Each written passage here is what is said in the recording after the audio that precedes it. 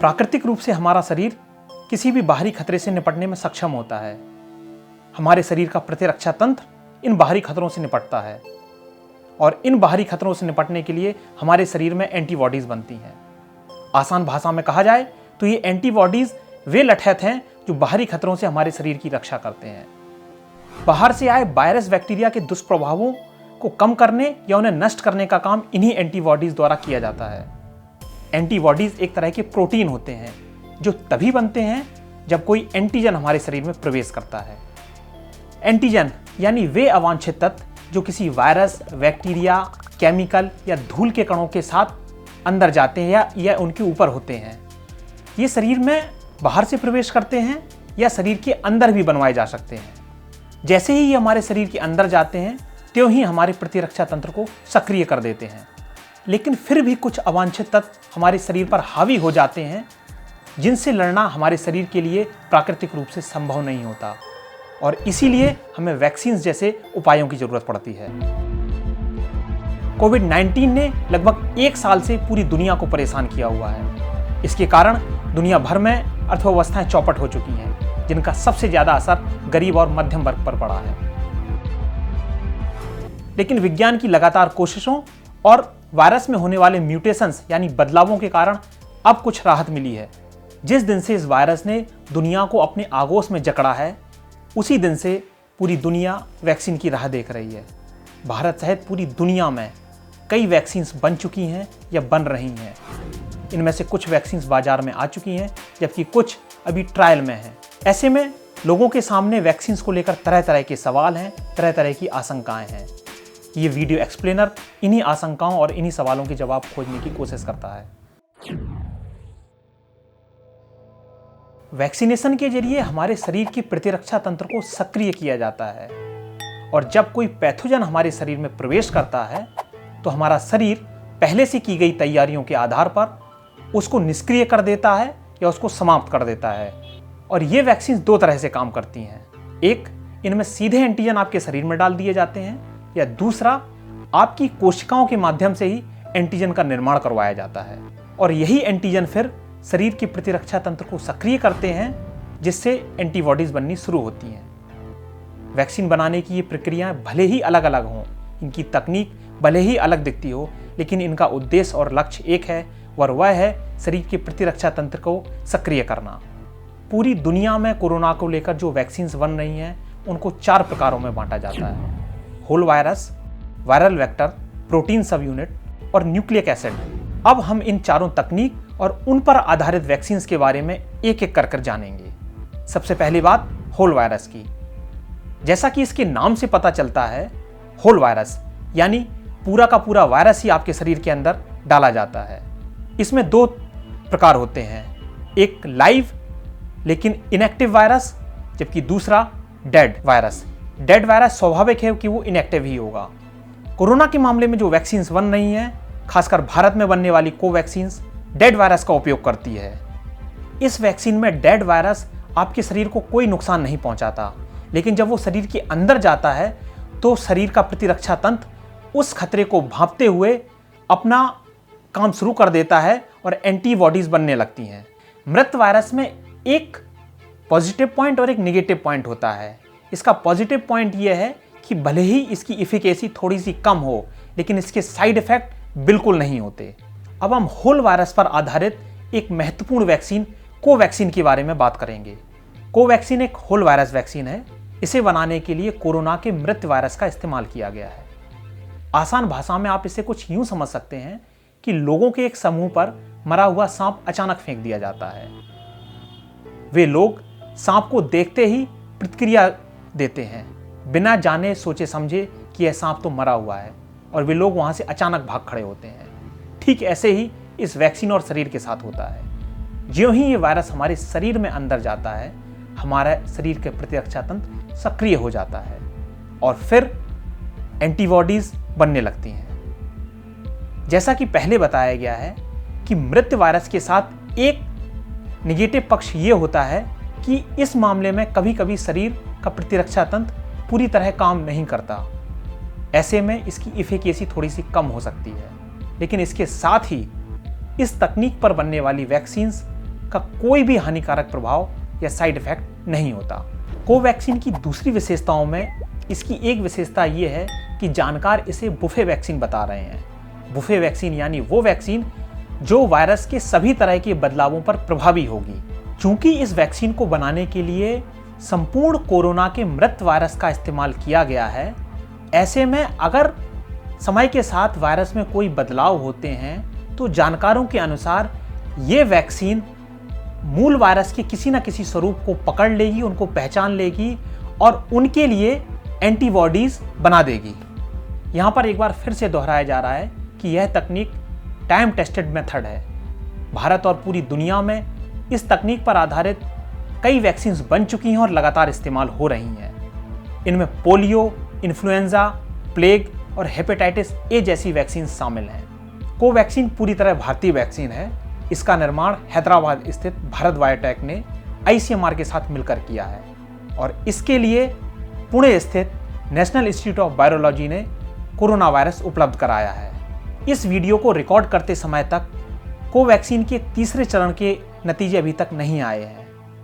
पहले और दूसरे चरण के जो नतीजे आए उनके आधार पर इस वैक्सीन को आपातकालीन इस्तेमाल की अनुमति मिल चुकी है।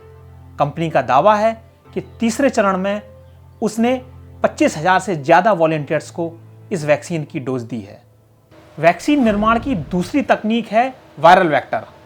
वैक्सीन निर्माण की इस प्रक्रिया में कोशिकाओं को जेनेटिक निर्देश दिए जाते हैं और इसके लिए एंटीजन का इस्तेमाल किया जाता है। लेकिन यहाँ पर एंटीजन को भेजने के लिए मूल वायरस का इस्तेमाल न करते हुए एक ऐसे वेक्टर वायरस का इस्तेमाल किया जाता है जो कि हमारे शरीर के लिए हानिकारक नहीं होता। ये एक तरह की स्मगलिंग होती है जिसमें एक अच्छी या हानि रहित चीज के ऊपर हानिकारक चीज चिपकाकर आपके शरीर के अंदर भेज दिया जाता है। कोविशील्ड एक वायरल वेक्टर वैक्सीन है। इसका निर्माण चिंपैंजियों में पाए जाने वाले एक एडिनो वायरस से किया गया है और इस एडिनो वायरस पर कोरोना की सतह पर पाए जाने वाले स्पाइक प्रोटीन को चिपका दिया जाता है। विज्ञान की भाषा में इसे इम्प्रिग्नेशन कहते हैं। इस वैक्सीन के भंडारण और ट्रांसपोर्टेशन के लिए 2 से 8 डिग्री के कोल्ड चेन की जरूरत होती है। इस वैक्सीन को ऑक्सफोर्ड और एस्ट्राजेनेका ने मिलकर विकसित किया है। भारत में इसका निर्माण पुणे स्थित सीरम इंस्टीट्यूट कर रही है। भारत में इसके तीसरे चरण के ट्रायल के नतीजे अभी आने शेष हैं, लेकिन दुनिया के दूसरे हिस्सों में जो ट्रायल हुए हैं उनमें कंपनी का दावा है कि इसकी एफिकेसी यानी क्षमता 70% के आसपास पाई गई है। लेकिन इस वैक्सीन का एक नकारात्मक पहलू यह है कि हालांकि इस वैक्सीन को बनाने में जिस एडिनो वायरस का इस्तेमाल किया जाता है वो हमारे शरीर के लिए हानिकारक नहीं होता, लेकिन अगर इससे पहले हमारा शरीर उस वायरस के संपर्क में आ चुका होता है तो एक बार वैक्सीन के द्वारा इस वायरस के अंदर जाने के बाद शरीर उस तरह से प्रतिक्रिया नहीं दे पाता जो इच्छित होती है। ऐसे में ये वैक्सीन हमारे शरीर के लिए अप्रभावी हो जाती है। हालांकि इस स्थिति की संभावना बेहद कम होती है। भारत में कोरोना के खिलाफ जिन 2 वैक्सीन को आपातकालीन इस्तेमाल की मंजूरी मिली है उनमें कोवैक्सीन के अलावा ये कोविशील्ड भी शामिल है और इसको बड़े पैमाने पर लगाया जा रहा है।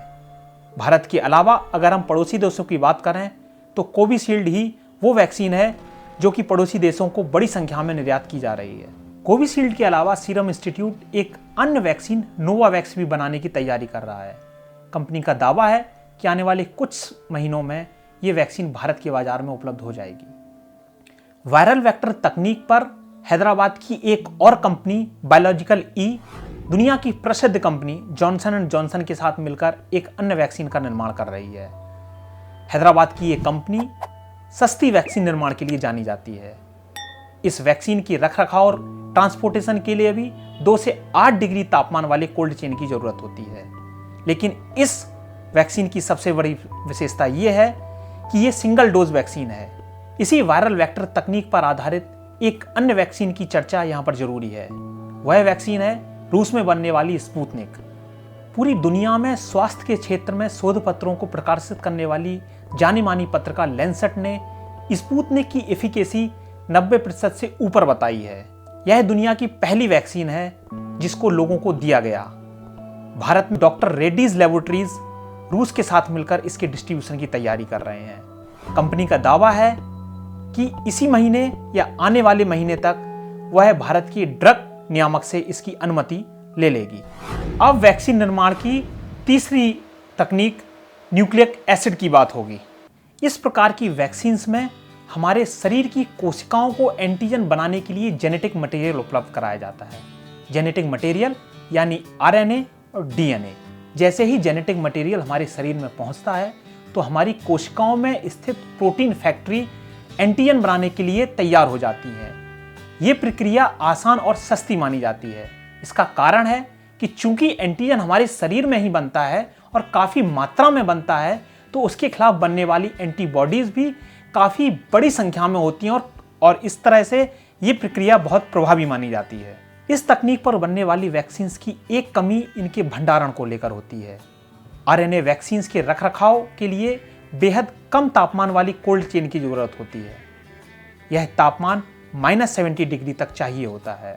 ऐसे में गरीब और अल्प विकसित देशों के लिए इनके रखरखाव और इनके ट्रांसपोर्टेशन के लिए जरूरी संसाधनों को जुटाना मुश्किल होता है। न्यूक्लिक एसिड पर बनने वाली 2 वैक्सीनों के नाम काफ़ी प्रसिद्ध हैं, जिनमें एक मॉडर्ना कंपनी ने बनाई गई वैक्सीन और दूसरी फाइजर कंपनी की वैक्सीन है। ये दोनों ही वैक्सीन के रखरखाव के लिए -70 डिग्री तापमान की ज़रूरत होती है। दोनों ही वैक्सीन्स को भारत में अनुमति नहीं मिली है। इन वैक्सीनों को अधिकतर उन देशों में लगाया जा रहा है जो कि सक्षम है, जैसे यूरोपीय देश और अमेरिका। नॉर्वे में जिन 30 मौतों की खबर आई थी वो फाइजर से जुड़ी हुई थी। हालांकि कंपनी ने अपनी रिपोर्ट में दावा किया है कि उन मौतों में और उनकी वैक्सीन्स में कोई भी संबंध नहीं था। न्यूक्लिक एसिड तकनीक पर बनने वाली भारतीय वैक्सीन्स की बात करें तो इसमें 2 वैक्सीन्स प्रमुख आती हैं, जिनमें एक डीएनए वैक्सीन है और एक आरएनए। भारत की पहली एमआरएनए वैक्सीन्स पुणे स्थित जेनोवा बायो फार्मास्यूटिकल्स द्वारा बनाई जा रही है। इस कंपनी की विशेषता है कि यह कंपनी जिस वैक्सीन को बना रही है उसके रखरखाव के लिए -70 डिग्री वाली कोल्ड चेन की नहीं, 2 से 8 डिग्री तापमान वाली कोल्ड चेन की जरूरत होगी। यह वैक्सीन भी अभी परीक्षण के चरण में है। इसके अलावा न्यूक्लिक एसिड तकनीक पर आधारित दूसरी वैक्सीन अहमदाबाद की कंपनी ज़ायडस कैडिला बना रही है। ये एक डीएनए वैक्सीन है। यह वैक्सीन भी अभी परीक्षण के चरण में है। वैक्सीन निर्माण की चौथी और अंतिम तकनीक है प्रोटीन सब यूनिट। वैक्सीन निर्माण की इस तकनीक में वायरस का कोई एक हिस्सा इस्तेमाल किया जाता है। कोरोना वायरस की सतह पर हम जो स्पाइक प्रोटीन देखते हैं, ये वही हिस्सा है जो इस वैक्सीन निर्माण की तकनीक में इस्तेमाल किया जाता है। हालांकि यह तकनीक हम पहले वायरल वेक्टर के साथ देख चुके हैं, लेकिन उसमें और इसमें अंतर यह है कि इसमें सिर्फ एक हिस्से को बिना किसी वायरस की मदद के शरीर के अंदर भेजा जाता है। हेपेटाइटिस बी के लिए बनने वाली वैक्सीन इसी तकनीक पर आधारित थी। इस तरह हमने देखा कि कोरोना के खिलाफ जो भी वैक्सीन बन रही हैं वो विज्ञान की स्थापित सिद्धांतों और प्रक्रियाओं के अनुरूप हैं। ये वही सिद्धांत हैं जिनके आधार पर अभी तक वैक्सीन बनती आई हैं और आप बचपन से लेकर बड़े तक उन वैक्सीनों को लेते आए हैं। विज्ञान पर, वैज्ञानिकों पर और अपनी संस्थाओं पर भरोसा कीजिए। शासन प्रशासन इन वैक्सीन को आप तक पहुंचाने में लगा है। अपनी बारी आने पर इन वैक्सीन को लीजिए। ये पूरी तरह सुरक्षित और प्रभावकारी हैं। आप इन पर भरोसा कर सकते हैं। वैक्सीन निर्माण की प्रक्रिया काफ़ी जटिल है। हम चूंकि इस मामले के कोई एक्सपर्ट नहीं हैं, लेकिन अपनी समझ के अनुसार हमने जितना शोध किया और जितनी आसान भाषा में आपको समझाने की कोशिश की, इसके तहत हमारी पूरी कोशिश रही है कि कोई भी गलती ना होने पाए। लेकिन अगर कोई भी गलती रह जाती है तो उसके लिए हम जिम्मेदार होंगे।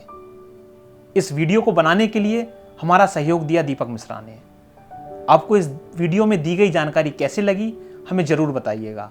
आपका फीडबैक हमारे लिए बहुत महत्वपूर्ण है।